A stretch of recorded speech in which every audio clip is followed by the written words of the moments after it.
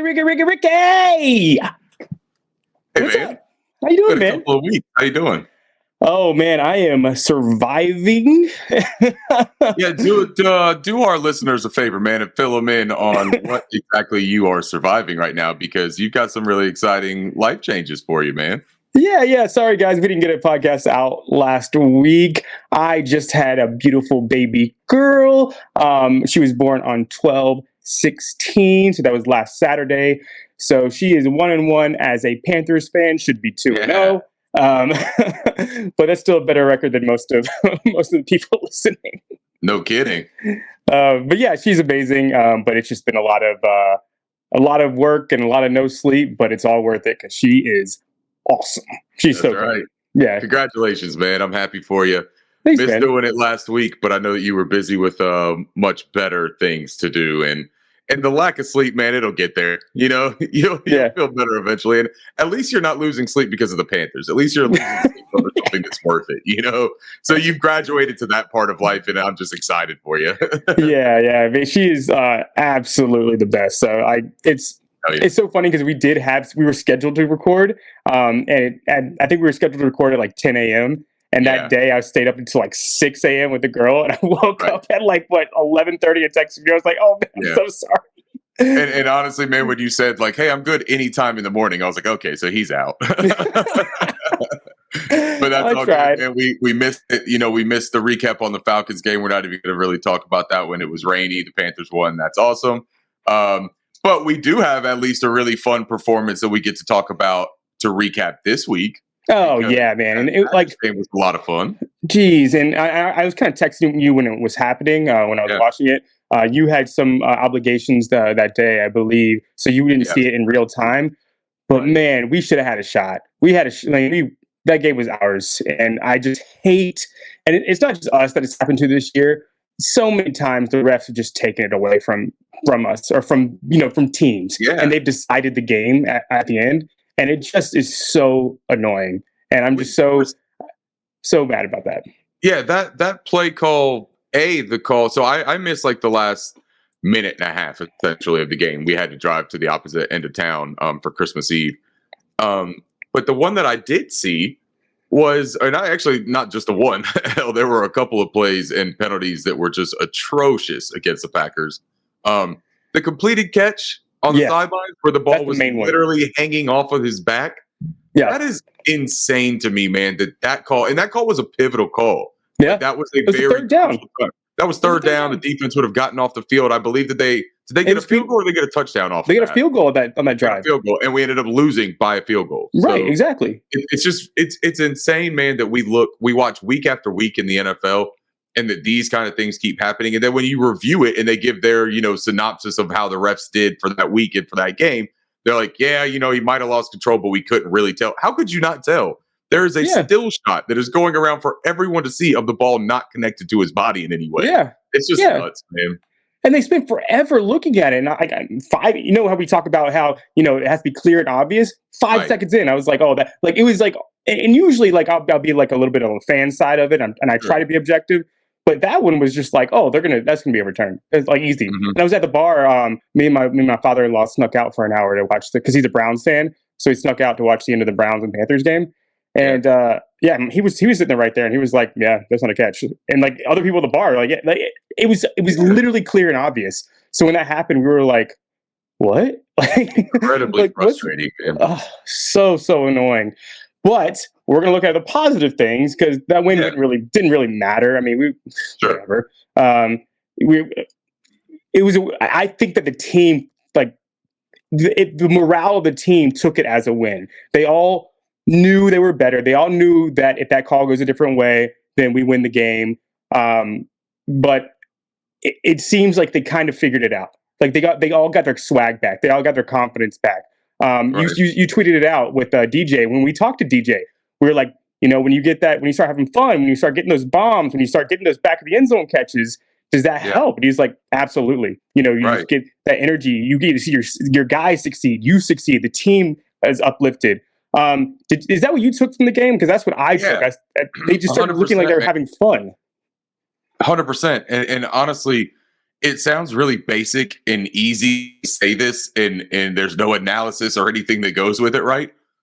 But even just being able to celebrate and dance in an end zone after a hell of a catch or a hell of a throw, and you're dancing with your teammates, it's that little thing right there that's just like, hey, this is why we're playing this game. Remember, like, we're playing to have fun. We're playing a game that kids play. We're playing it at the highest level, and we're getting paid millions of dollars to do it. We've committed our entire lives to doing it, right?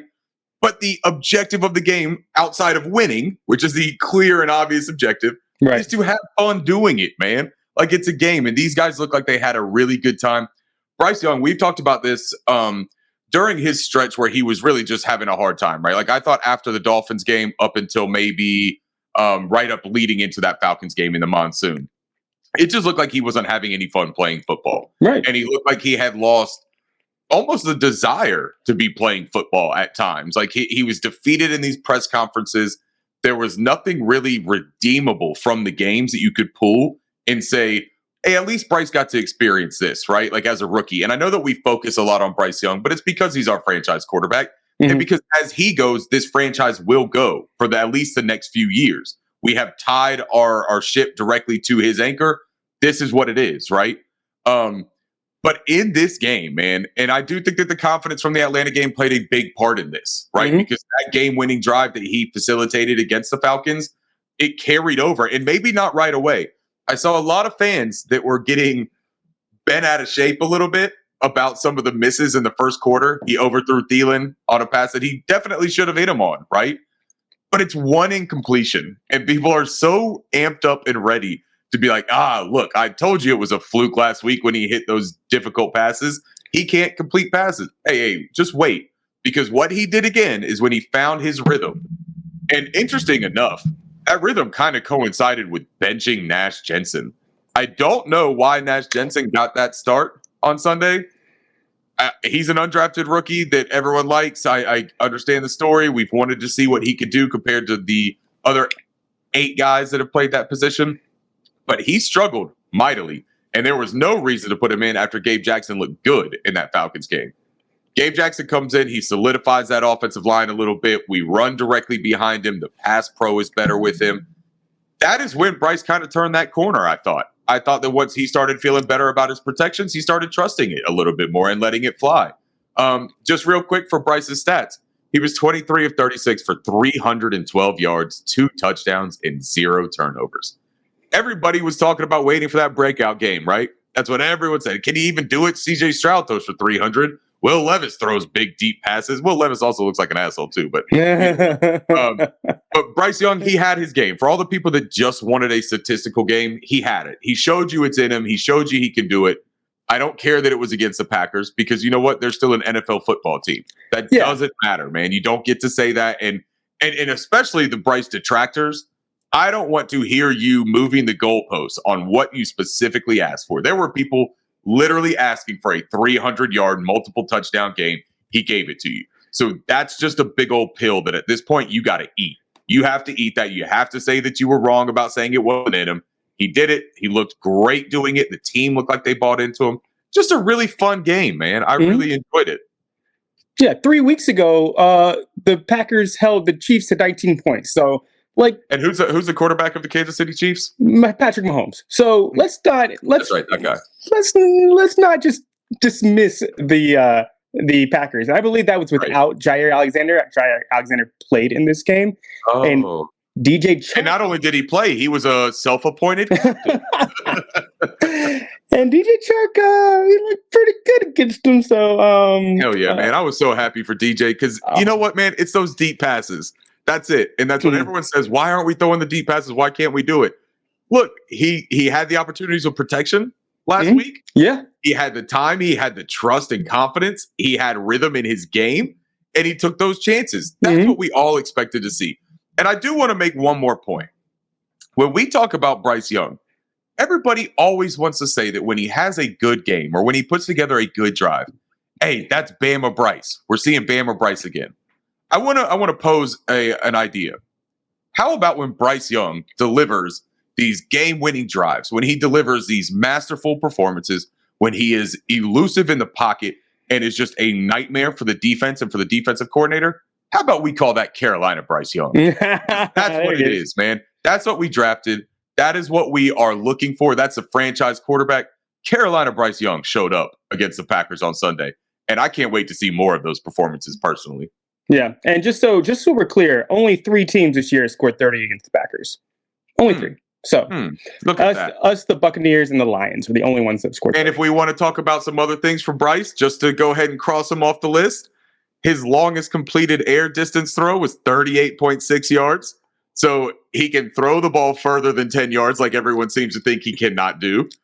There's a lot of people that say that he's too slow to get past defenders and that he's too small. And if he is so small, he should be way faster. Hey, do you know who the fastest ball carrier was for the Carolina Panthers according to NFL Next Gen Stats? Tell me.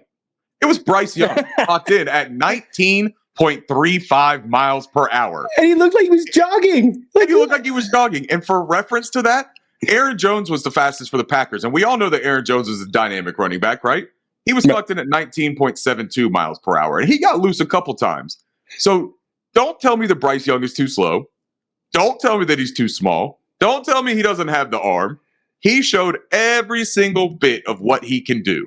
And it not coincidentally, I think it comes in with Thomas Brown finding some confidence. Yes. And starting to find his footing.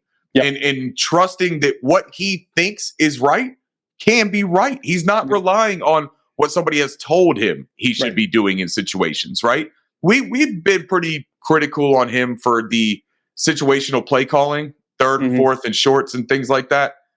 I think that in those situations, man, he didn't have personal experience calling those plays, right?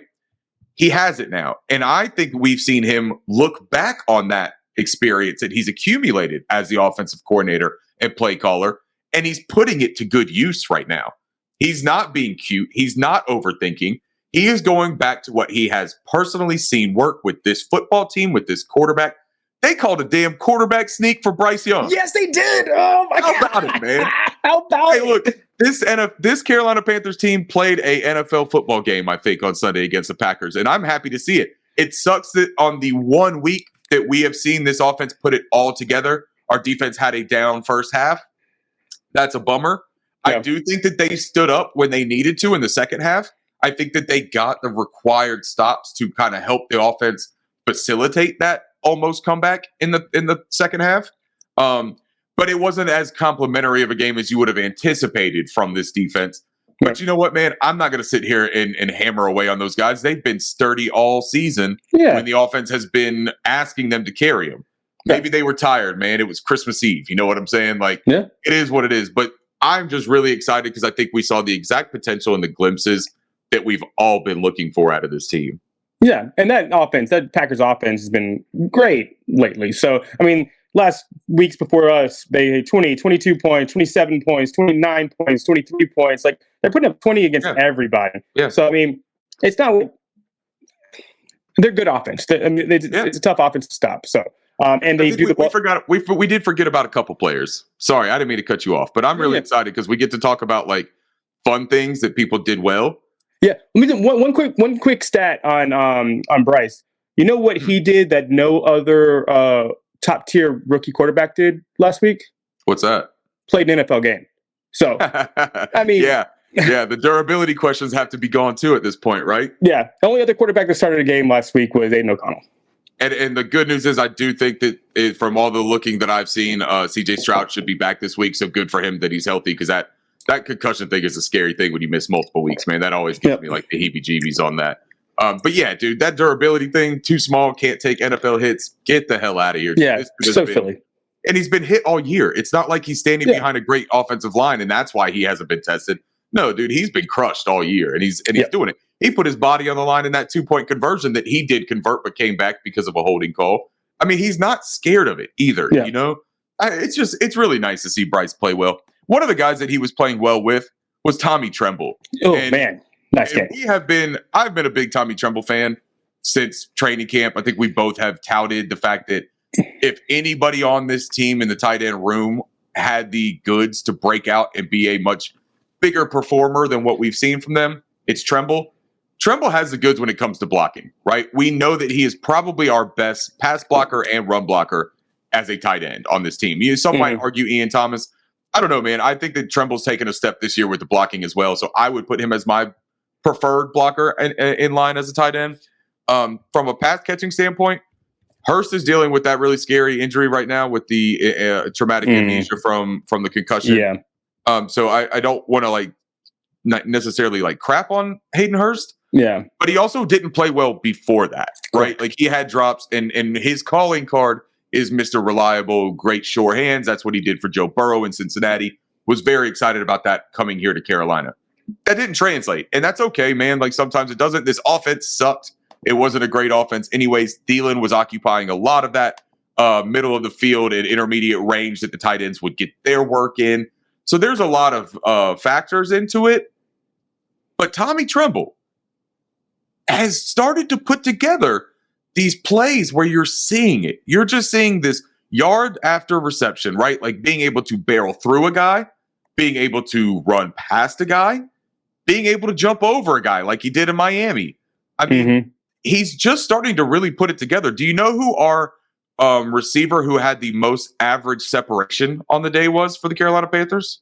Was it Tommy Tremble? Wow. 3.61 yards average separation for him. Yeah, wow. That's pretty good, man. Wild, yeah. That's pretty impressive. And it also shows, I think, that Thomas Brown was set on using him.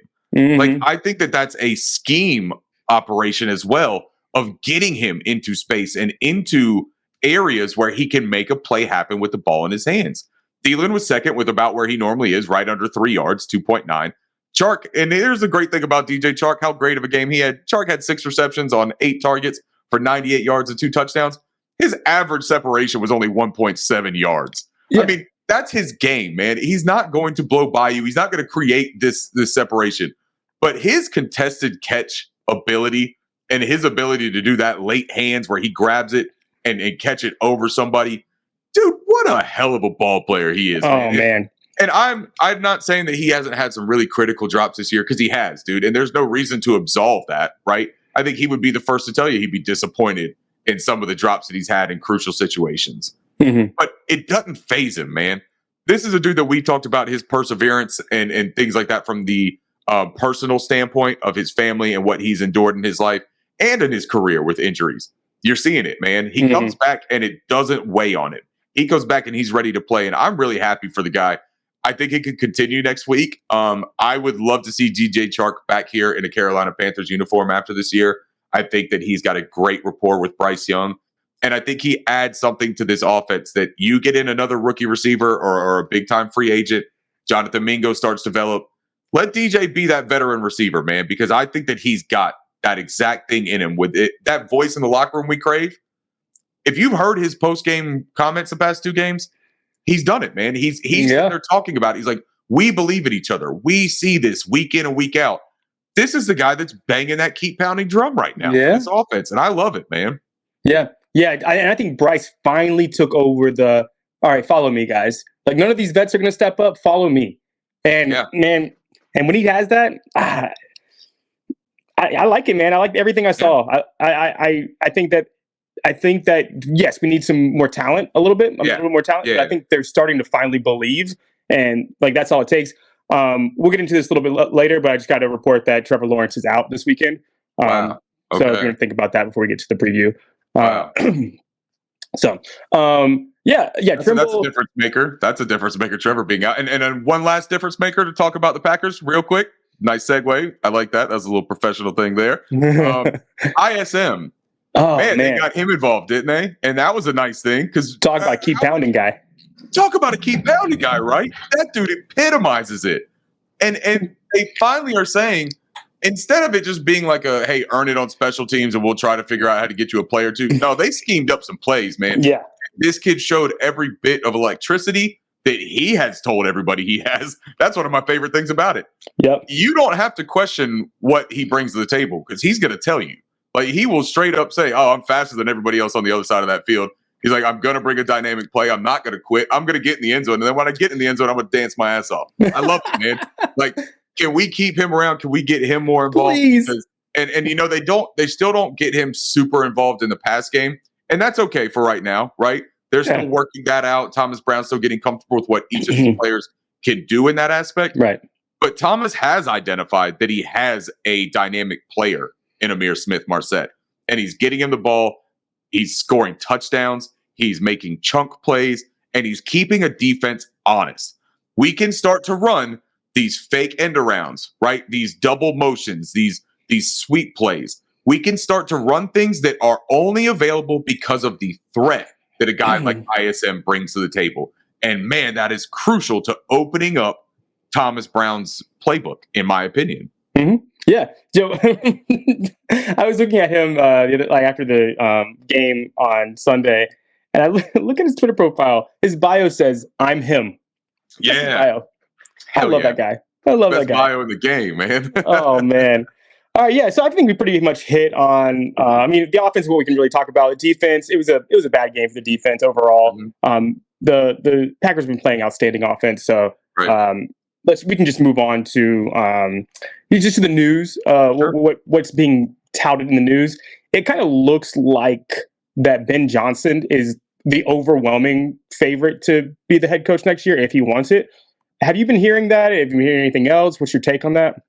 Yeah, Ben Johnson. I mean, you see all the reports, right? And now the report comes out about Ben Johnson's supposed asked salary, like the minimum requirement of $15 million per year. I don't know what the purpose of that is necessarily. And his agent refuted it. His agent came out and said, that's a crazy thing. No one ever said that. Like, that's news to me. But then Justina Anderson kind of stood on business with her first initial report and said, I'm telling you that, like, this is something that has been confirmed through my source. I'm not going to name my sources or try to delegitimize my sources. But she's standing on it. She's saying that report is the real one. It doesn't scare away Panthers fans from wanting Ben Johnson because it doesn't scare David Tepper to pay that money. Right. David Tepper's already paid similar money, right? And it's not something that I think he would shy away from if he gets the guy that he very clearly, like you just said, I mean, it's pretty evident, man. He wants Ben Johnson, right? Mm-hmm. And I get it. I get why. I want Ben Johnson. I think he's my preferred number one choice for head coach. Mm-hmm. There's some other guys that we've spoken about that I'm high on as well. But Ben Johnson, dude, he brings the goods. He's got the offensive mind. He seems to have like the leadership style. He's got a focus that's not just on like a quarterback or a running back. He's got a entire fully encompassed view of how an offense can run. And I think that his philosophy is very easily transferred to a defensive coordinator of saying, hey, look, we're going to scheme to the guys that we have on this team. I want you to be flexible, adaptable, and do this. As far as what that means, though, for everyone else on this staff, right? Because I think that's the thing. What's the ripple wave that happens if Ben Johnson is the guy? And we all really like Ejiro Evero, right? Mm-hmm. I think that we've all kind of tied ourselves to saying that he's one of the better defensive coordinators in the game. Oh, yeah. What he's done with this unit, with all of the injuries and lack of talent that we have, he's put together a pretty good defense, man. Oh, yeah. I think that there's a possibility that Ben Johnson could retain Evero if Evero has interest in that. Yeah. Thomas Brown, I think that his time would be over here. Mm-hmm. And so here's the thing about Thomas Brown, man, and I'm glad that you bring up Johnson because it does make me kind of want to talk a little bit about Thomas Brown, if that's all right with you. Yeah. I feel bad for how this has all transpired for Thomas Brown. And I know that we kind of touched on it, but I'm starting to feel almost worse about it. Because you're starting to see him coming into his own, and he's still executing a playbook that, it was touted as very collaborative and using elements from Brown, from Reich, from Caldwell. That's how it was explained. But when you watch the offense being executed, it's very Frank Reich. You know, it just is, man. It has a lot of obvious shades of what he's done in Indy. And even to an extent, some of the things in Philly a while ago, but not as much. It's more so the recent Indy project. It sucks for Thomas Brown because I think that if he were able to implement more of that McVay system that that he is much more comfortable running, I don't have doubts about Thomas Brown's leadership ability or his ability to learn and adapt. Mm-hmm. One of my biggest gripes I had with this staff for the first 12, 13 games was the inability to recognize things, identify them, and change them for the better. I think Thomas has shown the ability to do that. And I know that he's a big believer of Bryce Young. And I know that Bryce Young enjoys playing for Thomas Brown and that they have a really symbiotic brain trust of a relationship, right? Yeah. I wish that could continue, man. I really do. But the only way I can see that continuing is if Thomas Brown were named head coach.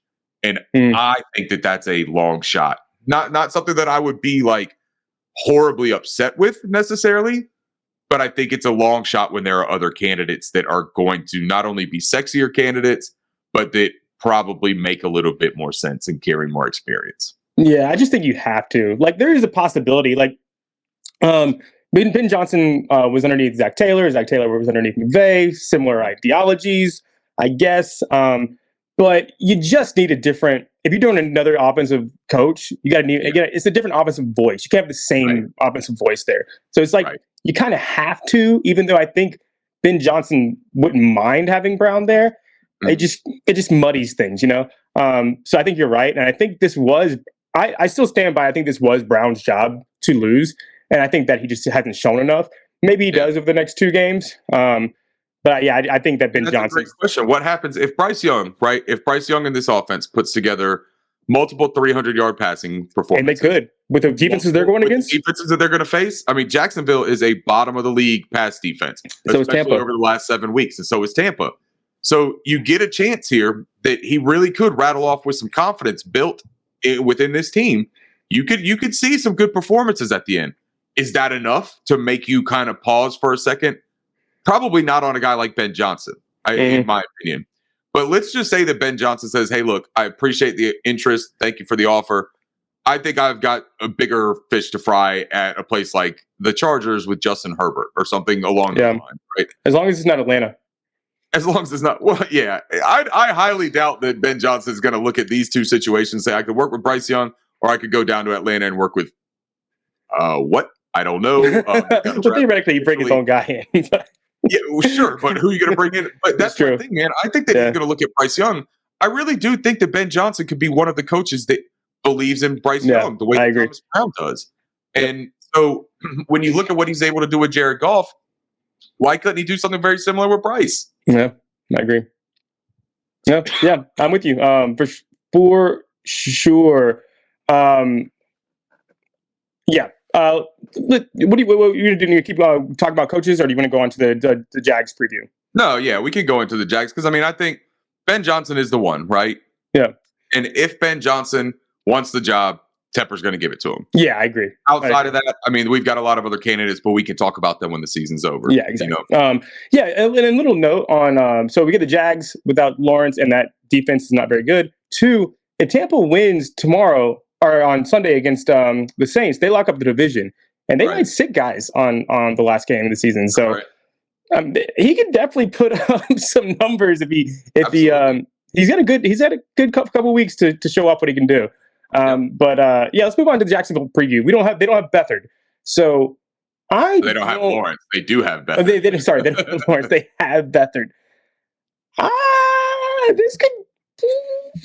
Let me give you thoughts first. Let me give you thoughts first.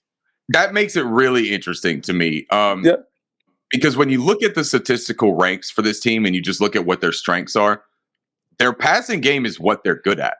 And their passing game relies on Trevor Lawrence. And Lawrence hasn't been like a world-beating quarterback so far this year.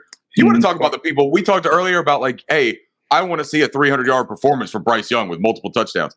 Guess how many 300-yard performances Trevor Lawrence has this year? Oh, God. How many? 2. Wow. 2. That's 1 more than Bryce Young. And everyone's talking about Bryce Young's a bust. Trevor Lawrence is a 6'6", 240-pound laser rocket arm quarterback, and he's got 1 more of those than Bryce Young. And now it's not all about statistics. It doesn't matter how many 300. That's just me showing that it's very foolish to try to make that some barometer of somebody being good, right? Because I think anybody would take a shot on Trevor Lawrence being their franchise quarterback. Right. But they're 8th in the league in pass yards, right? They're 27th in the league in rushing yards. That's a pretty big swing. Now, granted, the Carolina Panthers' obvious deficiency on defense is their rush defense. And Aaron Jones and the Packers just exploited that last week. Could Travis Etienne have a big game? Absolutely, he could. But do the Panthers know that the Jaguars need Travis Etienne to have a big game this week to win? We sure do. And if you give Evero a schematic advantage or a little bit of a heads up on what the game plan might be, I trust him to match that with some serious emphasis on stopping the run. You know what I mean? I don't feel that worried about CJ Beathard beating us. Yeah, they got Calvin Ridley, but Calvin Ridley's had a lot of games with Trevor Lawrence. So I'm not going to concern myself with CJ Beathard throwing it to him or Evan Ingram. Now, from a defensive standpoint, this is what we were just talking about. There's a real possibility for us to build off of this momentum that Bryce Young is building. Over the last 7 games, according to Sharp Football Analysis, the Jaguars' pass defense has allowed a whopping 70.5% completion rate. Wow. And they've allowed 8.4 yards per pass attempt in that span. That is major. That is easily league leading, right? But then you look at what Bryce Young has struggled with and then what he has done in the past week or two. He came into last week completing a league low 39.3% of passes thrown 10 yards or further with only 1 touchdown and with 5 interceptions on those throws. Last week alone, Bryce Young went 11 of 20. That's 55% on those same throws with 2 touchdowns. Wow. And you're going to throw him up against a defense that is basically saying, do you want to see how good you can be? Play against us. I love that prospect, man. Not only for the Carolina Panthers, not only for Bryce Young, but for me as a fan. Because I have a good feeling that with decent weather permitting, we should be able to see a game that kind of mimics that Packers game. And that Packers game was the most fun game I've watched this year for the Panthers. Oh, yeah. All I'm looking for is for some fun and for good performances from Bryce Young in this offense. The defense, man, I think they're going to have a nice game against CJ Beathard. I am in the championship of my fantasy football league for the 3rd straight year, by the way. I am in the championship, and I am highly considering grabbing that Panthers defense and streaming them. Wow. Because I think that there's a real chance that they could get a turnover or 2 if they put the emphasis against the run. I don't know, man. Maybe they're able to hold this Jaguars team to 14, 15 points. I think that Bryce Young can get 20 points on this on this Jaguars defense. Wow. Now, they're not good. The Jaguars are good against the run. That's where we're going to have to kind of figure out how much do we want to commit to that, right? Mm-hmm. They're only allowing 3.7 yards per carry. That's 5th best in the league. Their defense on the year is 10th in rushing yards. They're 19th in points allowed. They're 29th in pass yards. So that's exactly what you're talking about. They're also 27th in sacks. So they don't get a ton of pressure. They allow a lot of throwing yardage, but they don't let you run the ball well. I think this spells like a Bryce Young continuance of that momentum, man. Yeah. And he will have more wins than Trevor Lawrence did at this point in his career if he wins this week. So.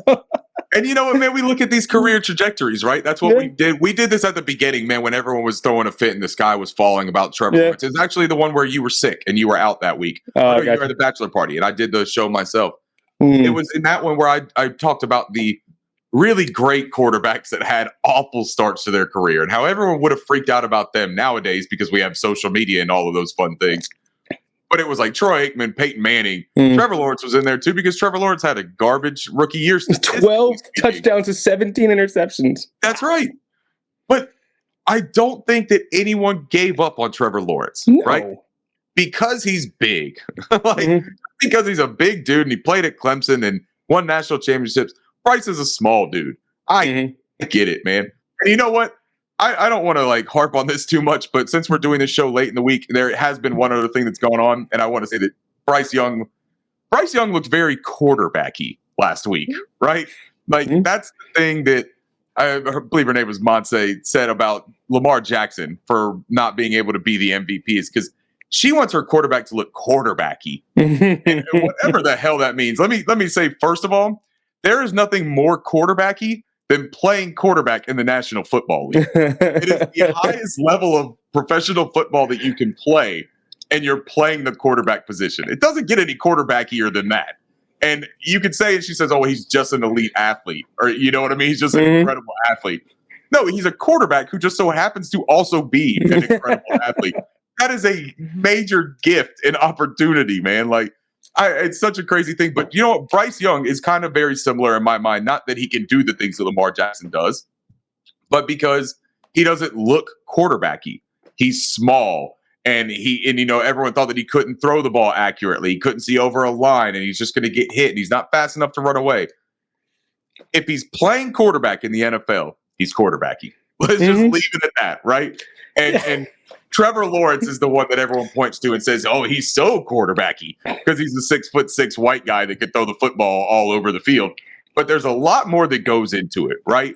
And I just thought that was an interesting thing that we could point out real quick. Sorry for going on that tangent, but I saw it this morning. Was the first time I saw this quarterbacky thing. And it was just wild to say that he can't be MVP because he hasn't blown everybody out every single week.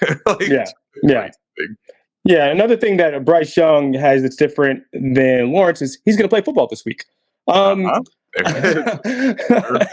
this is the first game. This is the first game that Trevor Lawrence has missed in his professional career, right? My point of all this is, everyone gets hurt. Like, you can't just look at a guy and be like, "Oh, well, he's too small. He's gonna get hurt." It's like, what? Anthony Richardson's like the biggest dude in football. Right. Everyone's gonna get hurt. Everyone's gonna have bad days.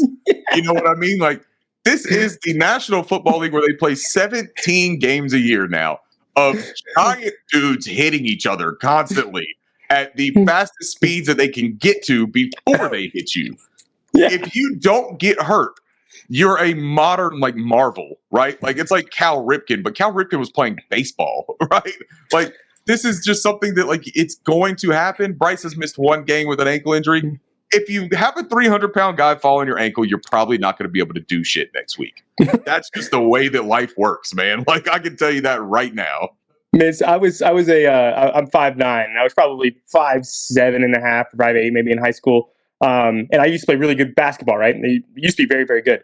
And then everybody got tall. Everybody else grew, right? Everybody else grew, and I'd say the same. And I used to go up against Jimmy Graham. I played basketball against Jimmy Graham. And Jimmy Graham's been 6'7" since he was in middle school. And you know what I learned at a very, very young age is that when you're little, you protect yourself. You don't take hits and you don't get hurt. Right. And you know what? Maybe we look around and see Russell Wilson. He doesn't miss a lot of games. Kyler Murray, he got an ACL tear, but other than that, doesn't miss a lot of games. Right. They kind of know how not to get hurt. So almost like the smaller guys kind of are better at not getting hurt. Oh, that's a fair point, man. I like that. Yeah. Also, something that Trevor Lawrence did in his rookie year, played spoiler to the Indianapolis Colts the last game of the season, and they didn't go to the playoffs.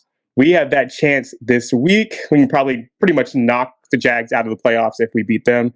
And it's like the third straight week, though, that we've been presented with this opportunity, right, to put a hindrance in somebody else's plans for a postseason berth. And you hear the pregame interviews with our players. So do you have any added motivation for these weeks of being able to stop somebody from making the playoffs? Like, hell yeah. If I'm going to be sitting on the couch, somebody else is coming with me. I love that. So is that a sign that this team really is starting to gel together? And maybe sorry, Frank, but maybe it took him getting out of the way for this team to find that identity that we were craving them to find, because they definitely seem to be playing a little bit more for each other right now than I had seen them previously. Yeah, and is that motivation to come out here and win this game? Also, it just feels good. They got a piece of that, oh man, this feels good. We're dancing in the end zone. We get to do what all these other guys have been doing for, the Raiders feel that right now, the Raiders trash for years now, and mostly because they've had Derek Carr as their quarterback. So, but now they're starting to feel good now that he's gone. But yeah, they're getting that. I mean, they're having a lot of fun. So I think that kind of is like an addiction, and hopefully that leads into Jonathan Stewart talks about that in their pod. Is that when we went 7-8-1 and we got that taste, that's what propelled us into the next year going 15-1. Is that when you get a little bit of taste, man, it feels so good that you kind of want it more and more and more. Hopefully we see us build on that. Anything else in the game that you want to talk about? Yeah, I mean, I also am just hoping to see that the offensive line can continue on a little bit of improvement that we've seen. And So there's a lot that goes into this too with the offensive line. I don't think that they just magically become better players than they were at the beginning of the year. We have implemented or used a little bit more of that power run scheme, a little bit more that has paid dividends, but also the shifts in motions that we're seeing. And we have talked about this for a long time. It is very beneficial, right, for an offensive line to have that guessing by the defense, to keep them on their toes and to cause that slight hesitation. You want to talk about how do you make more time for your quarterback in the pocket? If you stop the defenders from being able to just pin their ears back and go, if there's misdirection that they have to account for and different nuances to an offense that they have to wonder about, and they can't just feel 100% confident that, hey, look, they're lining up at 11 personnel and they just moved this guy over to the right side. They're going to run it over there. Or this is the same pistol formation we've seen 8 times in a row. They're going to throw the ball. It's all of these different nuances that we're seeing. I really am going to be watching against Jacksonville, who doesn't generate a ton of pressure. I'm going to be watching to see what we do with those shifts in motions to almost create an even more secure pocket for Bryce Young to be able to operate in. Because I do think that with that time and against this secondary, we can see a very successful day. I like what the offensive line has done. I want Gabe Jackson to be starting. I don't want any more of the Nash Jensen experiment right now while Gabe Jackson is healthy.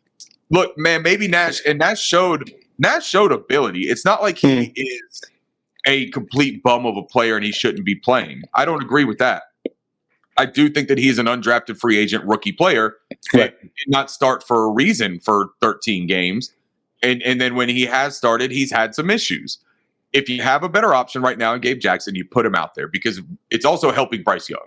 And the last 2 games are all about seeing what Bryce Young and this offense have to bring to the table for next season, where to build off of and what the strengths are. That is something that has helped a lot is Gabe Jackson. So start him over there at that right guard position. Cade Mays didn't even look god-awful over on the left side. I thought that he looked okay. Icky looked okay. There's just a lot that you can help your team do here, man. And the run game has also been beneficial. I think that they got to stay with the run in this one too. Even though the Jags have a stingy run defense, you got to do it. Like, you still have to commit to that and stay balanced. I think that the minute that you abandon that, then the Jaguars probably can commit to more pressure and more blitzing and getting after and sending extra defenders because they know that that's what your game plan is. So stay balanced, continue on what we've done with the last 2 weeks of game plans, and hopefully our defense gives us an even better opportunity this week than last week. Yeah. We're also we're finally not facing like the best pass rushers in the league. Man, we've gone against Cam Jordan and Granderson. We've gone against Jeffrey Simmons. We've gone against Micah Parsons. We've gone against all these, Aiden Hutchinson. We've gone against all these dudes. It's like, oh, wait, not every team is like this. Like, we can. Well, and the Jaguars have Josh Allen, who is a hell of a pass rusher. He's really good. But when it's one pass rusher, right? And it's not this physical, I'm going to dominate and take over a game pass rusher. Right. You can scheme against it. It's what a lot of teams do against Brian Burns, right? Correct. There are ways to minimize one player's efficiency against you if they don't have a plethora of players. Yeah, correct. Yeah, we're not going against Lawrence and Parsons. We're not going against Granderson and Cam Jordan. Yeah, exactly. Right. So I think our offensive lines play bad, but we've also been playing really, really great pass rushers and great defenses. I'm not saying the Saints are great defense. I'm saying that they have really good pass rushers. They have pieces, though. Yeah, exactly. And pass rushers is what gets them these interceptions where they make everybody look bad. It's not necessarily because their cornerbacks are excellent. Anything else you want to talk about this game? Man, I don't think so. I think that honestly, like, the Trevor Lawrence being out is a really big situation, obviously. Yeah. And that will change. I don't know that it will necessarily change the outcome of the game, but it definitely changes the probability of the outcome of this game being favorable for the Panthers, in my mind. Yeah. Let's go to score predictions. Well, wait, real quick. Do we know? I know there was 4 questionable players for this game for the Panthers, right? Yeah. Okay. So sorry. We probably should have talked about that. Hill. About that. Hill is out. And then we have 3. That's Luvu, Horn, and Icky. Okay. Icky and Frankie Luvu are pretty much going to play. Horn had 2 DMPs and 1 limited practice. Okay. It feels like he's going to play, but that's what I'm most worried about because it's a toe issue, and toes for cornerbacks are not the best I thing hate in the that, world. man, because JC has been balling since he's been back too, man. He's looked exactly Excellent. like that elite corner that we all know he can be when he's healthy. Man, that worries me a lot to have another lower extremity injury pop up like this. It just really sucks, man. I hope that he's okay. I hope that it's a very mild situation that he can play through these next 2 weeks, because it'll be big too if he can play through it for the next 2 weeks, and then he gets the big off season. It's not like we're in contention for the playoffs. So if he can bear down and play through the next 2 and it's not overly detrimental to him long term, I would love to see that. Not as like I need a commitment from him that he can play through injury. That's not it. You know what I mean? Yeah, But it would be really nice to know that it's not serious and that he does want to finish the year out with his guys, which I'm sure he does. I mean, he is itching to get back out there. Yeah. Now Trevor Lawrence being out is probably a little bit of a silver lining, that if Troy Hill is already out, if JC can't go, maybe it's not as dire of a situation as it would have been to have Trevor throwing dots to Evan Ingram and Calvin Ridley out there. So yeah, I guess that does play into it too. But Frankie being out there for the defense is huge. Yeah. I don't think that it seems like he's going to be okay. He's had 2 limited practices in a row. I think that he'll be fine. But yeah, usually toe injuries, there's not like and I'm not a doctor, but it usually means that it's a pain tolerance thing. Like you're not going to the worst thing that happens when you break your toe. I mean, I don't know what, then you're out for 2 weeks. I don't know. I have no idea. But it kind of seems like that would be like a pain tolerance thing. So we'll see. I would assume he'd play, but that would be the only one I would be concerned about. Yeah. And then the other side, it looks like everybody's going to play except for, Zay Jones might not play, but other than that, and Horn is just so pivotal, man, because when he's out there playing and he's locking up either a side of the field or he's locking up a premier receiver, that allows Dante to play in a much more natural alignment position for him. And Dante has been playing some pretty damn good football since Horn's return too. So I really do hope that they can continue that momentum and get a nice game here together. Yeah, but it also means that Woods is going to give a lot of legal hits, and it's going to get called for targeting and stuff like that. So Silver, I hope we have a different officials crew for this one, man. Good God Almighty. Yeah, I don't know, whatever. But Zebra's going to be a zebra, right? Yeah, I don't know. We're the Panthers, you just got to live with it. I don't want to be like a woe is me kind of guy, but we're the Panthers, so we saw the amount of headshots that Cam used to take. Yeah, we did. So let's go score predictions now. Oh man, I don't like this at all. I don't want to do this. I'm gonna say it's another fairly high scoring game. Oh, God, man, I just don't think. I think the Jags have so much to play for. Yeah, and they're at home. Mm-hmm. I'm gonna go 23-21 Jags. Yeah, I think that's a completely rational pick, to be completely honest, man, because you look at this and you're right. Even with CJ Beathard, they are going to come up with an offensive game plan to limit his exposure. They know that the Panthers have a very good pass defense, right? I think we allow we're the best completion percentage limiting defense in the league. Like we allow I think 50% or something like that. They know that it's already tough sledding, and putting out a backup quarterback, they are going to be very aware of that. And they're going to run Travis Etienne. And Travis Etienne is a very formidable back, man. That's a good back. He's fast. He can present some serious problems. He can catch the ball out of the backfield. I think they would probably make an emphasis on that as opposed to the downfield shots that you would see with Trevor Lawrence in the game. And I think that even though they don't generate a lot of pressure, they still know that we have a weak spot on our offensive line in the interior. Maybe you see Josh Allen move in that 2-eye technique. Maybe he's playing a little bit more on the inside to get an advantage of, Cade Mays or Gabe Jackson or Bradley Bozeman. And so, honestly, man, with all of that just making it pretty easy to make a logical, rational pick, I'm going to go 27-21 Carolina. Carolina, oh, wow. Carolina, yeah. Everything points to Jacksonville. And I I'm riding this high, man. Christmas is over, and I'm still a Christmas nut. So like you can see the lights twinkling behind me. Like I'm gonna ride the lightning. There's 12 days of Christmas, so I've got one more week of picking this and then blaming it on the holidays. I also think that Bryce Young is just gonna have a really good game, man. I saw that confidence in him, dude, and I'm serious about it. I really think that this is Carolina Bryce, and I think that he's going to keep putting it together. It's not some sort of one-game fluke because the Packers suck. And if the Packers suck, so do the Jaguars defense. They're just as bad, if not worse, against the Packers. Correct. So if I'm going to use that as my rationale for why he had a good game, then guess what? He's going to have another one. Yeah, I mean that I think that Jags defense held the Falcons to what 6 points or something. So yeah, let's relax. Yeah. I hope you might be right because I picked the Falcons and then the Panthers won. I picked the Panthers and the Packers won, and now I'm picking the Jags. Maybe the Panthers win. So actually, then I'm going to change mine. 27-16. I think we win by double digits. Wow. I actually really like it. Man, if I wasn't... Yeah, I'm not going to change it. They're at home. You're a new dad, man. You got to start learning how to practice some patience and playing within yourself. Don't always go crazy. Now, look, when you're in my situation and your kid's a little bit older, you can be a little bit more of a gambler and a risk taker. Like, college fund will build back up. You know what I mean? To be fair, if the line doesn't change very much, because it was plus 6.5, and I was like... and I should have taken it then, and I usually just wait till Saturdays to make my bet.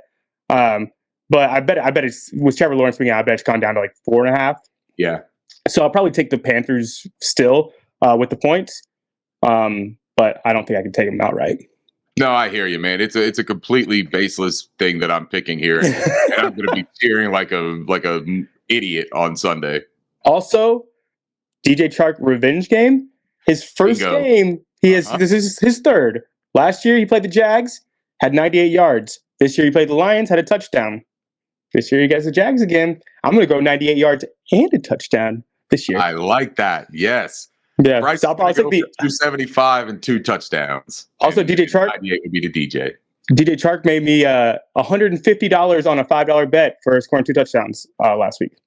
Appreciate you, DJ. You're feeding the baby. Yeah. Well, I made a deal with Deetra, and I said I'd split all the profits with Chark Academy. So I've been giving half my profits to her. So I made $30 on his first touchdown, $150 on his second, plus the expenses of losing my previous bets on him. So I sent them $100. So hopefully I can send them even more money this week.